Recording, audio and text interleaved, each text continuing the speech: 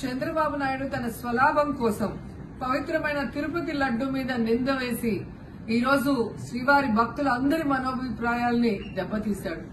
So మళ్లీ ఆ భక్తుల మనోభిప్రాయాల్ని పునరుద్దరించాలని, దానికి సుప్రీంకోర్టు కలుగజేసుకుని ఇది విచారించి నిజానిజాలు తెలపాలని మొదటి నుంచి మేము కోరుకుంటూనే ఉన్నాం.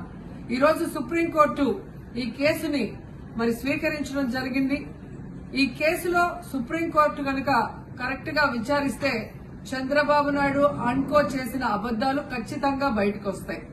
ఎందుకంటే మీరే చూశారు, చంద్రబాబు నాయుడు లాంటి వాళ్ళు ఒక సీఎం స్థాయిలో ఉండి తప్పు జరిగిందా లేదా అని విచారణ చేయకుండా, ఎటువంటి సాక్ష్యాధారాలు లేకుండా కేవలం జగన్మోహన్ రెడ్డి గారిని టార్గెట్ చేయాలి, ఆయన మీద నింద వేయాలి, ఆయన్ని హిందువులకి దూరం చేయాలన్న ఒక దురుద్దేశంతోనే ఈ యొక్క కామెంట్ చేశాడు అనేది స్పష్టం కాబోతుంది.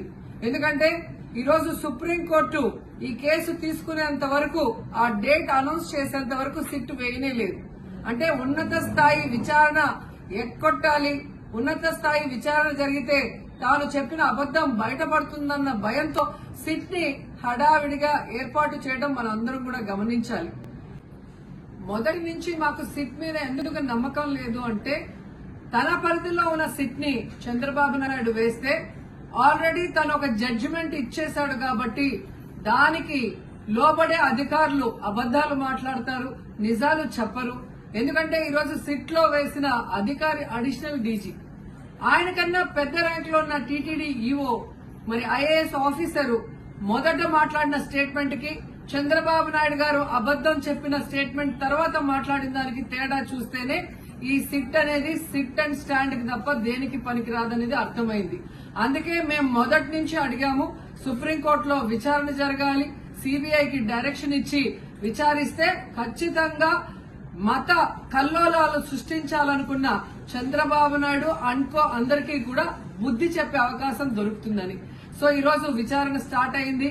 దీన్ని సిబిఐకి అప్పచెప్పి సిట్టింగ్ జడ్జి పర్యవేక్షణలో విచారణ జరిగితే ఖచ్చితంగా హిందువుల మనోభిప్రాయాల్ని గౌరవించిన వాళ్ళమవుతాం, పునరుద్దరించిన వాళ్ళమవుతాం. లేకపోతే చంద్రబాబు నాయుడు వేసిన ఈ నింద పవిత్రమైన లడ్డూని తినాలా వద్దా, దీంట్లో కలిసిందా లేదా అన్న అనుమానంతోనే భక్తులందరూ కూడా ఈరోజు లడ్డూ తినకుండా వెళ్లిపోతుంటే ఒక తిరుపతి అమ్మాయిగా చాలా బాధేస్తుంది.